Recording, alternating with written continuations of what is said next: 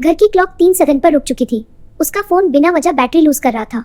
और सबसे डरावनी बात, जब वो मिरर के सामने खड़ा हुआ, उसका रिफ्लेक्शन 1 सेकंड डिले से मूव कर रहा था। रात का वक्त था और अरमान अपनी नाइट शिफ्ट में कॉल सेंटर पर अकेला बैठा था।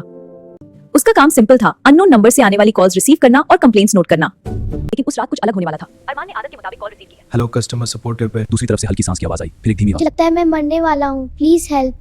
अरमान थोड़ा कंफ्यूज हुआ, सर आप कौन बोल रहे हैं, क्या प्रॉब्लम है? लेकिन जैसे ही उसने दोबारा ध्यान से सुना, उसका रंग उड़ा। वो आवाज उसकी अपनी थी। ये मजाक है क्या? तुम कौन हो? दूसरी तरफ से आवाज आई। टाइम नहीं है, तुम्हारे पास सिर्फ 2 घंटे हैं। किसी पर भरोसा मत करना और अपने घर के कैमरास चेक करो। कॉल अचानक कट हो गई। अरमान ने पहले इसे प्रैंक समझा, लेकिन उसका दिल बेचैन हो गया।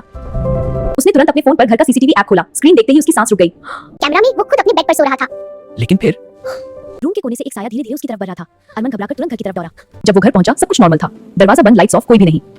उसने पूरा घर चेक किया, लेकिन कोई नहीं मिला। फिर उसने कुछ अजीब नोटिस किया। 3:17 AM घर पर की एक क्लॉक दूसरी 3 सेकंड टाइमलाइन पर का रुक तुम्हारा चुकी वर्जन थी। यहाँ उसका आता है। फोन बिना वजह बैटरी लूज तुम्हारी कर जगह रहा लेना था। चाहता है। और सबसे डरावनी बात, अगर वो सक्सेसफुल जब वो मिरर के सामने खड़ा हुआ, उसका रिफ्लेक्शन 1 सेकंड डिले से मूव कर रहा था। तभी फोन फिर बजी।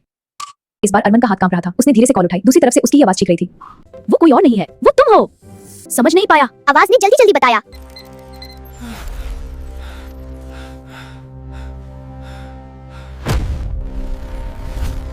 अरमान के हाथ से फोन गिर गया। उसने धीरे से पीछे मुड़कर देखा। रूम के अंदर कोने में कोई खड़ा था। वो अरमान ही था, लेकिन उसकी आंखों में कोई इमोशन नहीं था। अरमान भागने की कोशिश करता है, लेकिन अचानक सब कुछ डार्क हो जाता है। जब उसकी आंख खुलती है, वो फिर से कॉल सेंटर में बैठा होता है। सब कुछ नॉर्मल लगता है, जैसे कुछ हुआ ही नहीं। फिर बिल्कुल 3:17 AM पर फोन बजी। अरमान ने धीरे से कॉल उठाई और उसने जो सुना, उसका खून जम गया। दूसरी तरफ से आवाज आई। मुझे लगता है मैं मरने वाला हूँ, प्लीज हेल्प। इस बार वो आवाज अरमान खुद बोल रहा था। शायद कुछ कॉल्स कभी एंड नहीं होती, बस रिपीट होती रहती हैं हमेशा के लिए।